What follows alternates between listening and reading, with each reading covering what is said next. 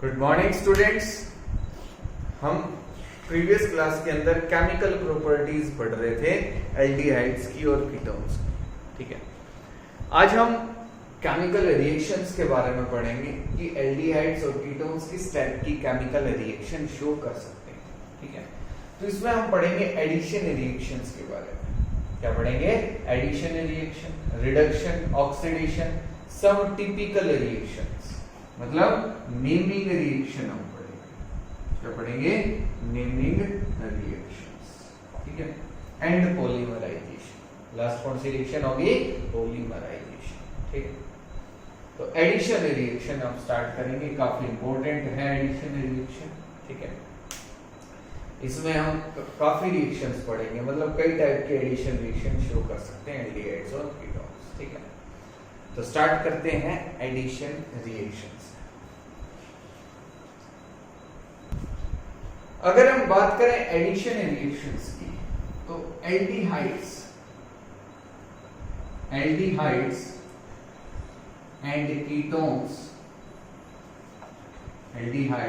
Ketones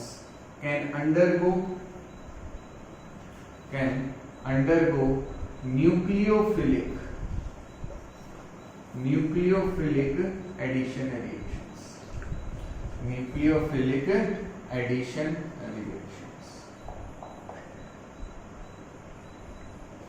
Due to the presence of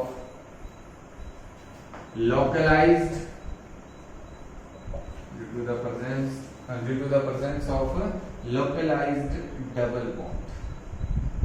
double bond present होता है। और कौन सा double bond?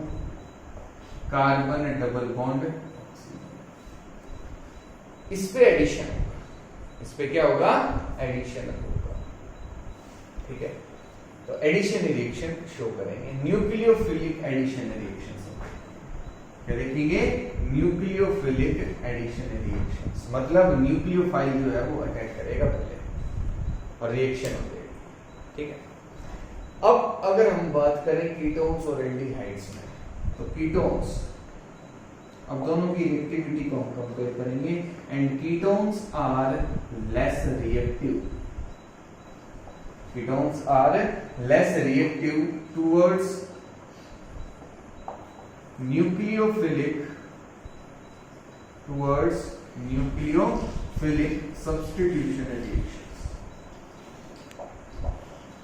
nucleophilic substitution reactions.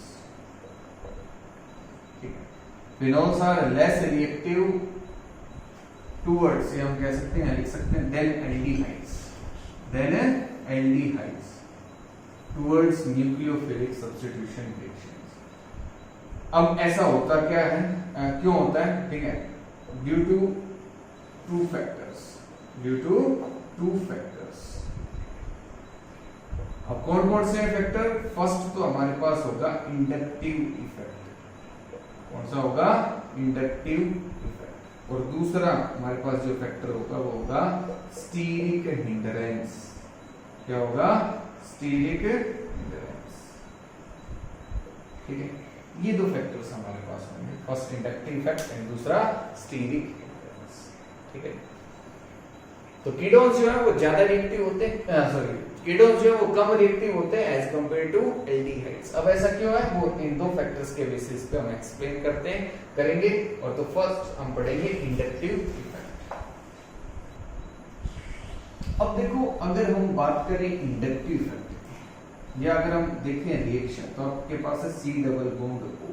ये एल्डिहाइड्स में भी होगा और कीटोन्स में भी होगा, और कोई न्यूक्लियोफाइल है।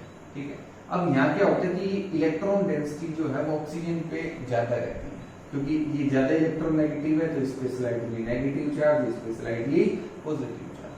तो ये न्यूक्लियोफाइल जो है इस कार्बन पे अटैक करेगा। ठीक है, अब इस कार्बन पे जितना ज्यादा पॉजिटिव चार्ज रहेगा उतनी ही जल्दी ये अटैक करेगा। ऐसा ही है, क्योंकि इस पे नेगेटिव चार्ज है और इस पे पॉजिटिव चार्ज जितना ज्यादा रहेगा उतनी जल्दी अटैक करेगा, उतना ज्यादा अट्रैक्ट होगा।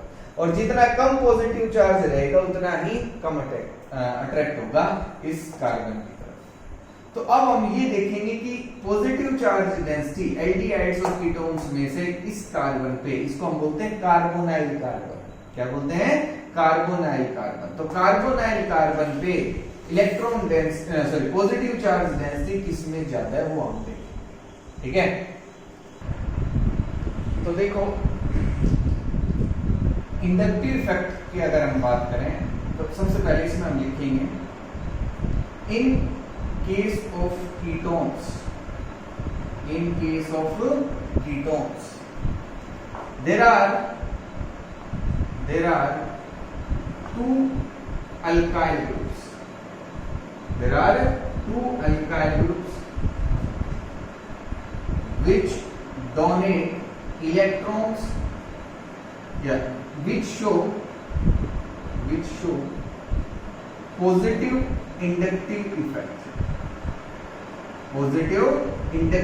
effect and donates more electrons towards carbonyl carbon,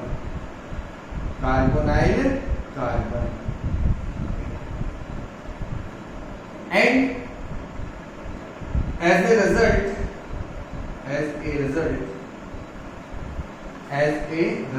positive charge density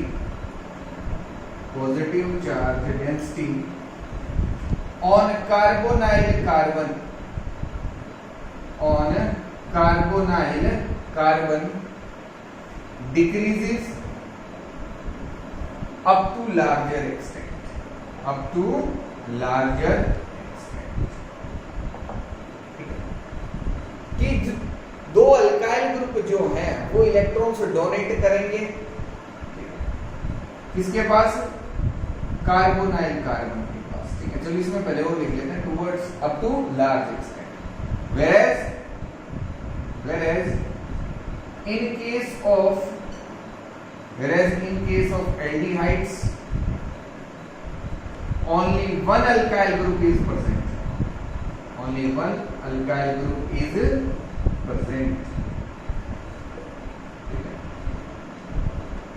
and it reduces and it cannot reduces positive charge density up to larger extent,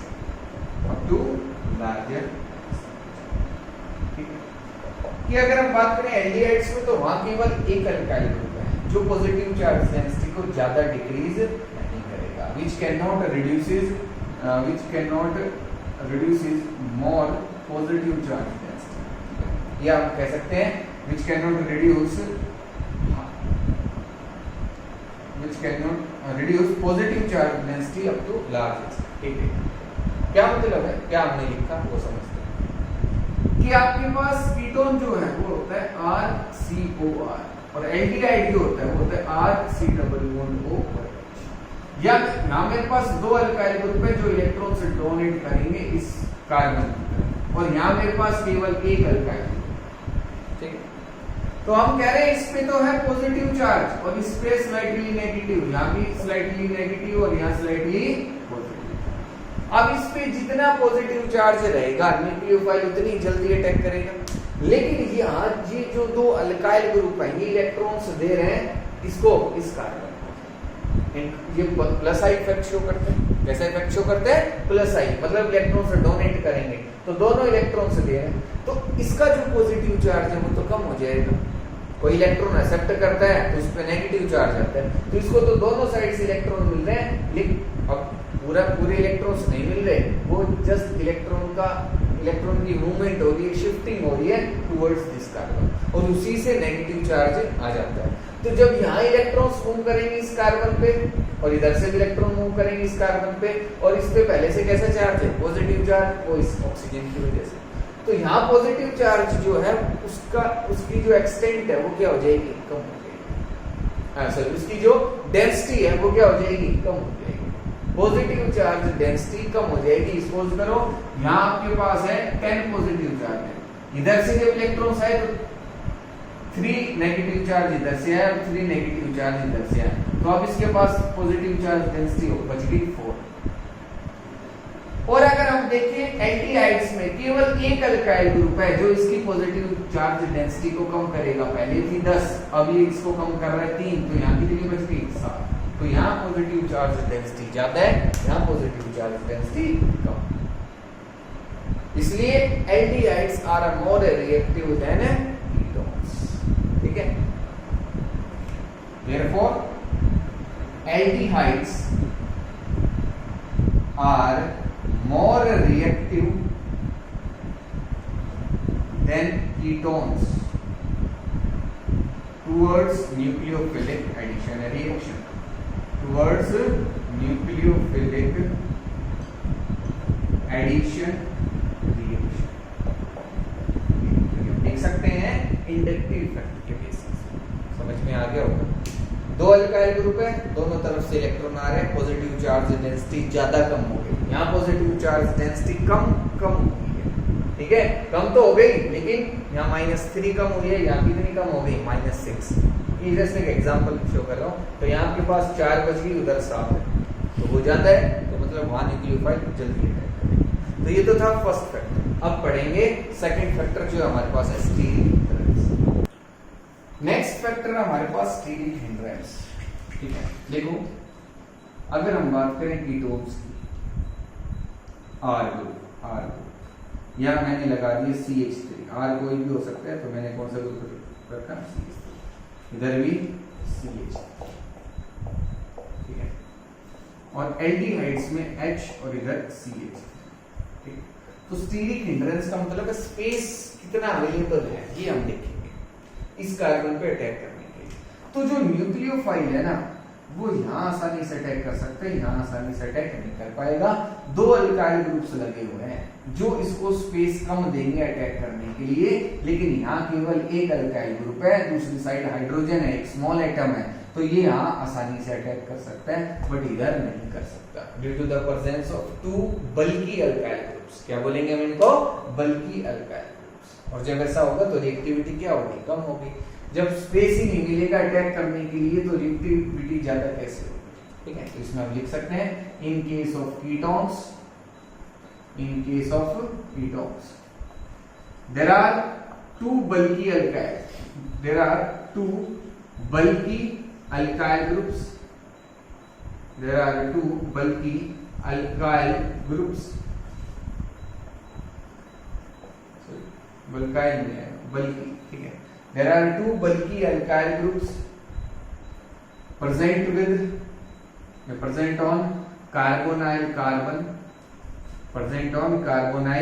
carbon, which decreases the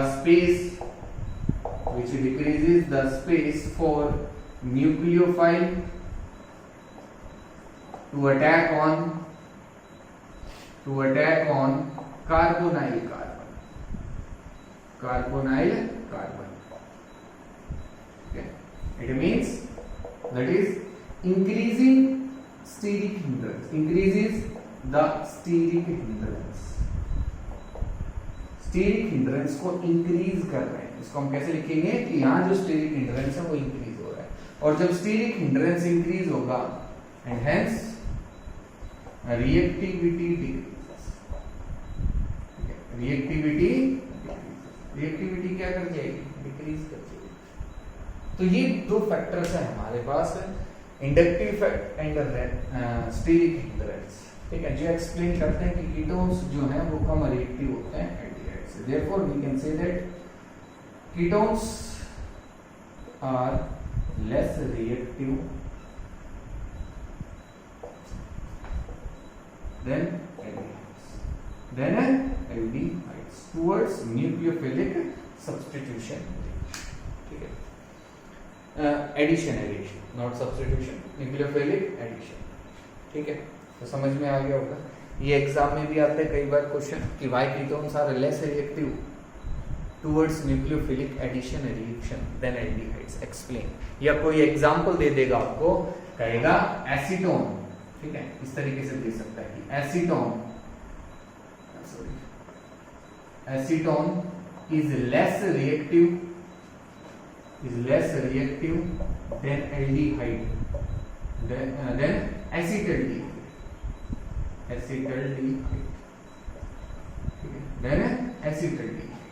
explain acetone is less reactive than acetaldehyde towards nucleophilic addition reaction explain या कोई example दे देगा जैसे HCl ये इसका addition हम करवाते हैं double bond पे कार्बन डबल बॉन्ड ऑक्सीजन पे आगे देखेंगे इसको ठीक है। तो इस तरीके से एक एग्जांपल के वे में भी पूछ सकता है कि पूछेगा एसीटोन कम रिएक्टिव क्यों एसीटल्डिहाइड से। तो एसीटोन तो कीटोन है और एसीटल्डिहाइड एल्डिहाइड है। तो उसमें हम ये दो फैक्टर्स जो है वो एक्सप्लेन कर देंगे कि एसीटोन के अंदर इंडक्टिव इफेक्ट की वजह से दो बल्कि अल्काइल ग्रुप्स हैं या दो अल्काइल ग्रुप्स हैं जिसकी वजह से कार्बोनाइल कार्बन की पॉजिटिव चार्ज डेंसिटी कम होगी और स्टीरिक इंटरेस्ट एसीटोन में ज्यादा होता है। तो ये सब हम उसमें एक्सप्लेन करके अपना आंसर लिख सकते हैं ठीक है। तो एग्जाम में आ सकता है ये। अब देखते हैं हम रिएक्शंस कि एडिशन रिएक्शंस कितनी हो सकती है हमारे पास कौन कौन से एडिशन रिएक्शन हम पढ़ेंगे।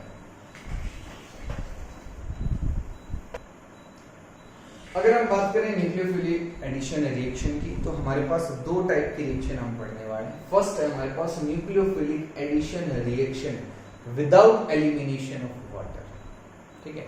इसके बाद हम पढ़ेंगे विद एलिमिनेशन ऑफ वाटर। वहां वाटर एलिमिनेट होगा जब एडिशन होगा तो यहाँ वाटर का एलिमिनेशन नहीं होगा।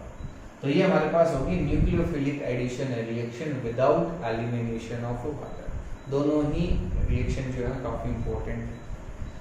इसमें हमारे पास चार रिएक्शन होगी। Reaction with sodium bisulphate, reaction with HCN, reaction with RMGX, reaction with PCl5। तो वन बाय वन देखते हैं सभी को। पहली रिएक्शन है रिएक्शन विद सोडियम बाइसल्फेट। तो क्या है ये रिएक्शन? अगर हम बात करें रिएक्शन विद बाइसल्फेट ठीक है, सोडियम बाइसल्फेट के साथ रिएक्शन अगर हम देखें तो रिएक्शन विद सोडियम बाइसल्फाइड आएगा नॉट अ सल्फेट ठीक है, इसको करेक्ट कर लेना। Reaction with sodium bisulphide not a sulphate ठीक है, फाइट आएगा सोडियम बाइसल्फाइड सल्फेट नहीं। तो हमारे पास है एल्डिहाइड या कीटोन कोई भी हो सकता है, कार्बोनाइल कार्बन पे हमें तो यहाँ रिएक्शन देखनी है ठीक है। हम रिएक्शन करवाएंगे NaHSO3 के साथ। This is sodium bisulphide, this is sodium bisulphide और ये ब्रेक होगा आपका Na positive and OSO2H negative, O negative SO2H ठीक है। ये इसके साथ रहेगा। इसकी जो स्ट्रक्चर है ना वो कुछ इस तरीके से होगी, OH डबल बॉन्ड और इधर रहेगा O।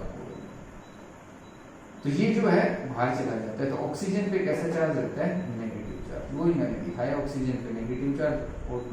अब हमारे पास सॉरी ये नहीं आएगा। तो हमारे पास अब दो ऑक्सीजन बच गए और एक हाइड्रोजन। तो इस तरीके की स्ट्रक्चर होगी। अब क्या होगा कि ये जो इलेक्ट्रॉन्स है ना वो तो शिफ्ट होंगे ऑक्सीजन पे और ये इस पे क्या हुआ NaHSO3 सोडियम बाइसल्फाइड जो वो ब्रेक हो गया Na positive and OSO2H negative के अंदर। और अब इस पे नेगेटिव चार्ज ये इलेक्ट्रॉन्स जो है इसकी प्रेजेंस में ऑक्सीजन पे शिफ्ट होंगे, इस पे पॉजिटिव चार्ज इसने इस पे अटैक कर दिया। तो देखो क्या स्ट्रक्चर होगा, कार्बन दो बॉन्ड हमने दिखाए, इधर ऑक्सीजन, ऑक्सीजन पे कैसा चार्ज? Negative charge. और ऑक्सीजन के साथ सॉरी अब कार्बन के साथ कौन सा ग्रुप लग गया? OSO2H और यहां जाएगा Na पॉजिटिव। क्या हो जाएगा? Na positive. White crystalline solid, white crystalline solid ठीक है। ये हमारे पास जो है व्हाइट कलर का क्रिस्टलाइन सॉलिड होता है ये हमारे पास ठीक है। इसको हम बोलते हैं bisulphate, salt of aldehydes and ketones, aldehydes और कीटोन्स, बाइसल्फेट साल्ट। एल्डिहाइड्स का या कीटोन्स का, ठीक है। अब अगर इसकी रिएक्शन देखो, ये काफी इंपॉर्टेंट रिएक्शन, अगर फिर से मैं ना सॉरी अब मैं इसकी रिएक्शन अगर करवाऊं HCl के साथ, तो मेरे पास फिर से फॉर्म हो जाएगा एल्डिहाइड या कीटोन, ठीक है। ये मेरे पास क्या हो सकता है, एल्डिहाइड हो सकता है या कीटोन हो सकता है, दोनों में ये ग्रुप प्रेजेंट होता है, ठीक है। तो एल्डिहाइड या कीटोन कोई भी प्रेजेंट हो सकता है, तो ये मेरे पास दोबारा से फॉर्म होगा एल्डिहाइड और कीटोन प्लस SO2 ये फॉर्म, ठीक है। तो ये रिएक्शन यूज की जाती है for the separation of aldehydes and ketones from A solution, कि किसी सॉल्यूशन के अंदर अगर आपके पास एल्डिहाइड्स है या कीटोन्स हैं तो क्या करेंगे, सोडियम बाइसल्फाइड के साथ रिएक्शन करवाएंगे। जब रिएक्शन करवाएंगे तो एक व्हाइट क्रिस्टलाइन सॉलिड, मतलब एक व्हाइट कलर का सॉलिड फॉर्म हो जाएगा, उसको फिल्टर करके अलग कर लिया, और जो सॉलिड हमने अलग किया उसमें फिर क्या ऐड कर देंगे, HCl ऐड कर देंगे, एक्वस डाइल्यूट HCl हम बोल सकते हैं, इसको ऐड करेंगे, आपके पास फिर से क्या फॉर्म हो जाएगा, एल्डिहाइड या कीटोन, ठीक है। तो हम लिख सकते हैं this reaction is used, this reaction is used for the separation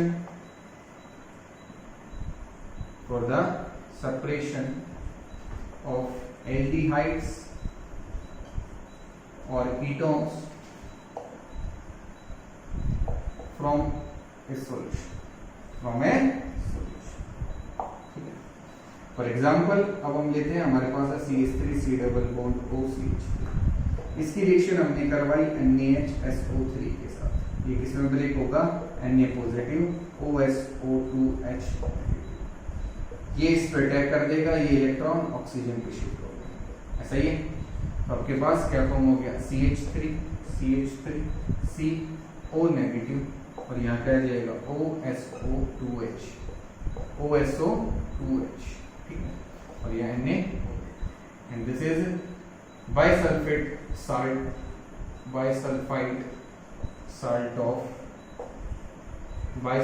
salt of acetone, ठीक है। वहां बाइसल्फेट लिखा होगा आपने, जो मैंने जनरल रिएक्शन लिखवाई शायद उसमें मैंने बाइसल्फेट लिखवा दिया, उसको भी बाइसल्फाइड कर देना, कि बाइसल्फाइड साल्ट ऑफ एसीटोन, क्या फॉर्म होगा, बाइसल्फाइड साल्ट ऑफ एल्डिहाइड्स और कीटोन्स हमने लिखा था, यहाँ हमारे पास एसीटोन है, एसीटोन से ये फॉर्म हुआ है, तो हम लिखेंगे बाइसल्फाइड साल्ट ऑफ एसीटोन, ठीक है। तो ये रिएक्शन थी पहली। सेकंड रिएक्शन देखते हैं HCN के साथ। नेक्स्ट रिएक्शन हमारी HCN के साथ, ठीक है, इंपॉर्टेंट रिएक्शन है। आपके पास है एल्डिहाइड या कीटोन, इसकी रिएक्शन हमने करवाई HCN के साथ, ये ब्रेक होगा H पॉजिटिव में और Cn नेगेटिव में।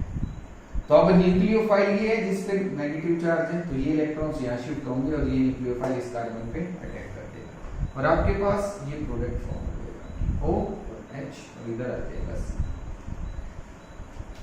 इस ऑक्सीजन पे कैसा चार्ज, नेगेटिव, वो इस हाइड्रोजन के साथ कंबाइन हो जाएगा OH, और यहाँ Cn, ठीक है। और ये बॉन्ड जो भी थे एल्डिहाइड से कीटोन, उसके अकॉर्डिंग हम लगा देंगे, और यहाँ ये जो प्रोडक्ट फॉर्म हुआ है इसको हम बोलेंगे साइनोहाइड्रीन, क्या बोला जाएगा इसको, साइनोहाइड्रीन, ये फॉर्म हो जाएगा, ठीक है।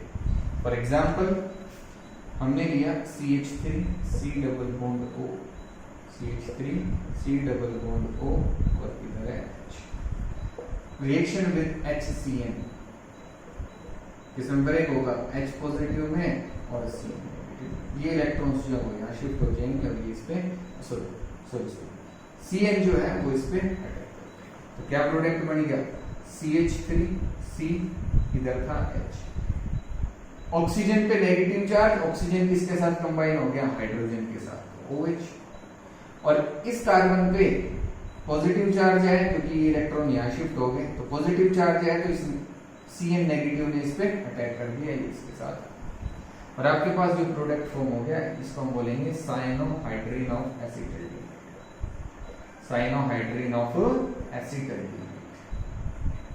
ठीक है, एसिटाइल। तो इस तरीके से हम रिएक्शन करवा सकते हैं HCN के साथ। इसके साथ HCN के साथ। लेकिन क्या है कि इससे मैं और भी प्रोडक्ट्स फॉर्म कर सकता हूं अगर मैं CN का हाइड्रोलिसिस कर दूं। क्या कर दूं? CN का हाइड्रोलिसिस। फॉर एग्जांपल हमारे पास एक कन्वर्जन है, आपको फॉर्म करना है lactic acid, acetaldehyde to lactic acid, अब लैक्टिक एसिड का फॉर्मूला CH3CHOH COOH, ये होता है लैक्टिक एसिड का। और किससे फॉर्म करना है हमें? CH3CHO। तो हम आसानी से कर सकते हैं। कैसे? CH3 C double bond O और H, रिएक्शन करवा दो HCN के साथ, एक्वस HCN। ये इलेक्ट्रॉन्स यहाँ शिफ्ट, ये किसमें ब्रेक हो गया? H पॉजिटिव CN नेगेटिव, ये इस पे अब ये जो मैं रिएक्शन लिख रहा हूं ना, आपको इसी तरीके से रिएक्शंस को लिखना है अपनी नोटबुक में, कि यहां सबने दिखाया था कि ये इलेक्ट्रॉन यहाँ शिफ्ट हो रहे हैं और ये CN इस पे अटैक कर देगा। ये केवल समझने के लिए नहीं है कि मैंने बता दिया और आप सोच रहे तो फालतू की लाइन सर खींच रहे हैं, ऐसा नहीं करना है। नहीं, कोई भी मैकेनिज्म कहीं भी मैं लाइन खींच रहा हूं कि मैं इलेक्ट्रॉन्स का मूवमेंट दिखा रहा हूं, आपको वो दिखाना है। तभी आपको जब आप पढ़ोगे आपको याद रहेगा कि CN इस पे अटैक कर रहा है, ये इलेक्ट्रॉन्स यहाँ शिफ्ट हो रहे हैं। अगर ये सोच के कर दिया नहीं ऐसा तो नहीं करेंगे हम, या ऐसा कर दिया तो गलत हो जाएगा, एग्जाम में भी कर सकते हो आप ऐसा। हम कोई भी मैकेनिज्म बताते हैं तो उसमें इलेक्ट्रॉन्स की शिफ्टिंग, इलेक्ट्रॉन्स का मूवमेंट हम दिखाते हैं। रीअरेंजमेंट रिएक्शंस होती है तो एटम्स का मूवमेंट, मॉलिक्यूल्स का कोई भी ग्रुप है उसका मूवमेंट हम दिखाएंगे और वो कुछ इसी तरीके से दिखाएंगे। कुछ स्टूडेंट्स पहले भी जो आपके सीनियर थे, ठीक है, वो भी गलती करते थे कि सर तो ऐसे ही लगा रहे हैं एरो, ये तो हमें नहीं लगानी है, हम तो वैसे ही कर लेंगे, हमें पता है ये इस पे अटैक कर रहा है, ये ऐसे थोड़ी दिखाएंगे। नहीं, दिखाना है आपको कि CN जो है वो इस पे अटैक कर रहा है। तो आपका जो अब इससे क्या होगा, प्रोडक्ट आपका सही बनेगा, आप आसानी से याद भी कर पाओगे। जब इसको दोबारा पढ़ोगे इस यूनिट को तो समझ में भी आएगा कि हमने ये रिएक्शन कैसे करवाई है। तो देखो CH3C और इधर है H, और ऑक्सीजन पे नेगेटिव चार्ज वो इस हाइड्रोजन के साथ जुड़ गया तो OH, और यहाँ लग गया इसके साथ C, ठीक है। अब इसका मैं करवा दूंगा हाइड्रोलिसिस। क्या करवाएंगे? हाइड्रोलिसिस। जब हाइड्रोलिसिस करवाएंगे तो जो CN ग्रुप है उस पे रिएक्शन होगी और ये कन्वर्ट हो जाएगा COOH, इसमें कन्वर्ट हो जाएगा COOH, और ये बन गया आपके पास लैक्टिक एसिड। ये है क्या था? CH3CHOH। तो देखो CH3 है, CH कार्बन और उसके साथ हाइड्रोजन, और इसी कार्बन पे कौन सा ग्रुप लग रहा है? OH। तो ये मैंने लिखा दिया OH। और इसी कार्बन के साथ कौन सा ग्रुप है? COH। तो इसी कार्बन के साथ COOH। तो ये क्या बन गया? Lactic acid. इस तरीके से रिएक्शंस आपसे पूछी जा सकती है, तो आसानी से कर सकते हैं, कोई दिक्कत नहीं है। तो ये हमारे पास रिएक्शन थी HCN के साथ। नेक्स्ट रिएक्शन देखते हैं RMGX के साथ। नेक्स्ट रिएक्शन है RMGX के साथ, ग्रिग्नार्ड्स रिएजेंट के साथ। इसके साथ है ग्रिग्नार्ड्स रिएजेंट के साथ। फिर से हमारे पास एक और रिएक्शन आ गई ग्रिग्नार्ड रिएजेंट, ठीक है। बहुत सारी रिएक्शन है जो ग्रिग्नार्ड रिएजेंट शो करता है, ठीक। तो हमारे पास है कोई भी एल्डिहाइड या कीटोन, इसकी रिएक्शन हम करवाएंगे RMGX के साथ। ये किसमें ब्रेक होगा? R नेगेटिव MgX पॉजिटिव, और ये इलेक्ट्रॉन्स जो है वो यहाँ शिफ्ट होंगे और ये इस पे अटैक कर देगा। न्यूक्लियोफाइल, नेगेटिव चार्ज इस पे, न्यूक्लियस लविंग स्पीशीज। क्या ये? न्यूक्लियस लविंग स्पीशीज, मतलब जहाँ पॉजिटिव चार्ज होगा वहां अटैक करेगा। तो देखो कार्बन दो बॉन्ड हमने दिखाए, ये इलेक्ट्रॉन्स यहाँ शिफ्ट हो गए तो ऑक्सीजन पे तो आ गया नेगेटिव चार्ज, और R इसके साथ जुड़ गया तो हमने ये ग्रुप दिखा दिया कि ये ग्रुप R जुड़ गया, और ऑक्सीजन पे नेगेटिव MgX पे पॉजिटिव, तो हम इन दोनों को एक साथ लिखते हैं, ठीक है। अब इसकी रिएक्शन अगर मैं करवाऊं H2O के साथ, इसके साथ करवा दूं H2O, H पॉजिटिव, ठीक है, तो आपके पास क्या होगा? OH लग जाएगा। कौन सा ग्रुप लग जाएगा? OH, ठीक है। और और आपके पास जो साइड प्रोडक्ट होगा वो होगा MgX और OH। इसके साथ कौन सा ग्रुप अटैच हो जाएगा? MgX and OH। ठीक है, तो आपके पास एल्कोहल्स फॉर्म हो जाएंगे। क्या फॉर्म हो जाएंगे? ये रिएक्शन आप पहले पढ़ चुके हो एल्कोहल्स फिनोल्स में कि हम एल्डिहाइड और कीटोन से क्या फॉर्म कर सकते हैं? एल्कोहल्स, और उसमें ये मेथड था। ठीक है, फॉर एग्जांपल आपके पास है CH3 C double bond O और इधर क्या है CH, और इसकी रिएक्शन हम करवा रहे हैं CH3MgI के साथ। इसके साथ रिएक्शन करवाई CH3MgI के साथ। इसमें ब्रेक होगा CH3 नेगेटिव MgI पॉजिटिव। ये इलेक्ट्रॉन्स यहाँ शिफ्ट हो गए और इसने इस पे अटैक कर दिया। तो देखो क्या प्रोडक्ट फॉर्म हुआ। आपके पास है CH3 CH3 कार्बन, और इस पे है ऑक्सीजन पे नेगेटिव चार्ज, और इस कार्बन के साथ कौन सा ग्रुप लग गया? CH3 ग्रुप ही लग गया। ठीक है, तो देखो ऑक्सीजन पे नेगेटिव चार्ज, इसके साथ हम दिखा देंगे MgI पॉजिटिव, और अब रिएक्शन करवाएंगे H2O के साथ। तो आपका क्या प्रोडक्ट बनेगा? CH3 CH3 C, और इधर क्या लग जाएगा? OH, और इधर आएगा CH3। तो एल्कोहल फॉर्म हो गया, टर्शियरी एल्कोहल। ठीक है, this is tertiary butyl alcohol. Tertiary butyl alcohol ये फॉर्म है। तो इस तरीके से हम रिएक्शन करवा सकते हैं ग्रिग्नार्ड रिएजेंट के साथ। इसके साथ रिएक्शन दिखा सकते हैं ग्रिग्नार्ड रिएजेंट। ठीक है, बिल्कुल आसान सिंपल रिएक्शन। अब लास्ट रिएक्शन देखते हैं हमारी reaction with PCl5। Next reaction हमारी PCl5 के साथ है कि आपके पास है कार्बन आई कार्बन। रिएक्शन हमने करवाई PCl5 के साथ, तो आपके पास क्या प्रोडक्ट बनेगा? कार्बन और 2 Cl लग जाएंगे। 2 क्या लग जाएंगे? Cl with the formation of POCl। डाइहैलाइड्स, इनको हम बोलते हैं जेमिनल डाइहैलाइड्स। क्या बोलेंगे? जेमिनल डाइहैलाइड्स। देखो एक हमारे पास होते हैं विसिनल डाइहैलाइड्स। क्या होते हैं? विसिनल डाइहैलाइड्स, मतलब जब एडजेसेंट कार्बन पे 2 हैलोजेंस प्रेजेंट है ना, 2 हैलोजन अगर प्रेजेंट है, ठीक है, तो उनको हम बोलेंगे विसिनल डाइहैलाइड्स।